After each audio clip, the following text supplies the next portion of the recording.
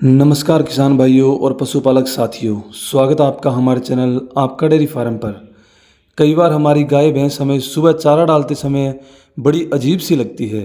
वो सुस्त रहती है, उठने का मन नहीं करता और आंखों में पानी निकल रहा होता है और कान हाथ लगाते ही गर्म लगते हैं। उस वक्त कई किसान सोचते हैं कि ये थोड़ी सी देर की कमजोरी है, शायद ज़्यादा चारा खा लिया होगा या मौसम की वजह से ऐसा हो रहा होगा। लेकिन यही वो समय होता है जब हमसे सबसे बड़ी गलती हो जाती है। गाय भैंस का बुखार कोई छोटी बीमारी नहीं है। अगर आपने समय पर ध्यान नहीं दिया तो ये धीरे धीरे उनके शरीर को अंदर से इतना कमज़ोर कर देता है कि न वो दूध दे पाती है और न ही ठीक से खा पाती है।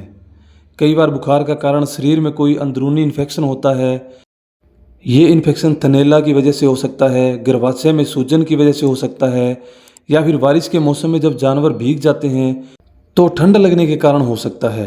पिछले महीने मेरा दोस्त है एक बलवंत सिंह, उसकी भैंस को अचानक बुखार आ गया। शुरुआत में उन्होंने सोचा कि अपने आप ठीक हो जाएगा। उन्होंने बस एक कपड़ा भिगोकर भैंस के सर पर रख दिया और चारा पानी डाला, लेकिन अगले दिन ही भैंस ने दूध देना बंद कर दिया और उसने खाना भी छोड़ दिया। जब डॉक्टर को बुलाया गया तो उन्होंने बताया कि अगर 2 घंटे और देर हो जाती तो भैंस का बचना बहुत ही मुश्किल हो जाता। इसलिए किसान भाइयों, गाय भैंस का बुखार हल्के में मत लीजिए। सबसे पहले आपको ये पहचानना चाहिए कि बुखार है या नहीं। अगर आपको लगता है कि गाय सुस्त है, बार बार लेट रही है, आंखें लाल है और नाक से पानी निकल रहा है, तो बिना देर किए ही थर्मामीटर से तापमान चेक कीजिए। अगर 101 डिग्री से ज़्यादा तापमान है तो समझ जाइए कि ये बुखार है और तुरंत इलाज शुरू करिए। अब सवाल आता है कि साथियों, इलाज कैसे करें। सबसे पहले आप अपनी गाय है या भैंस है उसको साफ़ सुथरी जगह बांधिए। अगर बारिश का मौसम है तो उसे ठंडी हवा से बचाइए। फिर गिलोय और तुलसी का काढ़ा बनाइए। गिलोय की डंडी और तुलसी के पत्ते लेकर 2 लीटर पानी के अंदर उबालिए और जब ये पानी आधा रह जाए तो इसे ठंडा कर लीजिए, अच्छे से ठंडा हो जाने दीजिए। फिर अपने गाय को पिलाइए। ये काढ़ा शरीर की गर्मी को कम करने में बहुत ही असरदार है। अगर बुखार ज़्यादा तेज़ है तो एक कपड़े को ठंडे पानी में भिगोकर गाय के सिर और कानों पर बार बार रखिए। इससे शरीर का तापमान धीरे धीरे नीचे आएगा। आप चाहें तो लहसुन को पीसकर सरसों के तेल में डालकर गाय के पैरों की मालिश भी कर सकते हैं। ये देसी तरीका है जो गाँवों में सदियों से अपनाया जाता है और ये शरीर में गर्मी को नीचे खींचता है।